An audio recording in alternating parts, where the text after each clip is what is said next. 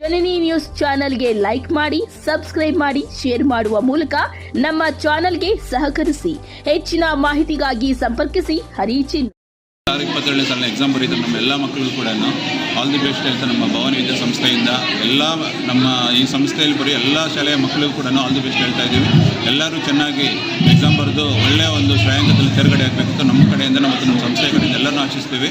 ಎಲ್ಲರಿಗೂ all the best once again. ಅಂದರೆ ಮಕ್ಕಳು ಇಷ್ಟು ವರ್ಷದ 10 ವರ್ಷದ ಓದ್ಕೊಂಡು ಬಂದಿದ್ದಾರೆ, ಬಟ್ ಇದೊಂದು ಮೊದಲ ಒಂದು ಅಧ್ಯಾಯ ಅವರಿಗೆ ಜೀವನದಲ್ಲಿ. ಈ ಒಂದು ಘಟ್ಟದಲ್ಲಿ ಅವ್ರು ತೇರ್ಗಡೆ ಆಗಬೇಕು ಅಂದರೆ ಸ್ವಂತವಾಗಿ ಅವ್ರ ಶ್ರದ್ಧೆಯಿಂದ ಅವ್ರು ಕಷ್ಟಪಟ್ಟು ಅವ್ರ ಶ್ರಮದಿಂದ ಪಾಸಾಗಬೇಕು ಅಂತ ನಮ್ಮ ಎಲ್ಲರ ಆಸೆ. ಹಂಗಾಗಿ ಅವ್ರಿಗೆ ಒಂದು 3 ತಿಂಗಳಿಂದ ಅವ್ರಿಗೆ ರಾತ್ರಿ ಕ್ಲಾಸ್ ಇಲ್ಲೇ ಇಟ್ಕೊಂಡು ಎಲ್ಲ ಮಕ್ಕಳು ಕೂಡ 100% ತೇರ್ಗಡೆ ಆಗಬೇಕು ಅಂತ ಹೇಳಿಬಿಟ್ಟು ನಮ್ಮೆಲ್ಲ ಶಿಕ್ಷಕರು ಮತ್ತು ನಮ್ಮೆಲ್ಲ ಶಾಲೆ ಕಡೆಯಿಂದ ಎಲ್ಲರೂ ಶ್ರಮವಹಿಸಿ ಅವ್ರಿಗೆ ಮ್ಯಾಕ್ಸಿಮಮ್ ಪ್ರಿಪೇರ್ ಮಾಡಿ ಕಳಿಸ್ಕೊಟ್ಟಿದ್ದೀವಿ. ಅವರೆಲ್ಲರೂ ಕೂಡ ಆಲ್ ದಿ ಬೆಸ್ಟ್ ಹೇಳ್ತೀವಿ. ಎಲ್ಲರೂ ಕೂಡ 100% ರಿಸಲ್ಟಲ್ಲಿ ಪಾಸ್ ಆಗ್ತಾರೆ ಅಂತ ನಮ್ಗೆ ಕಾನ್ಫಿಡೆನ್ಸ್ ಇದೆ.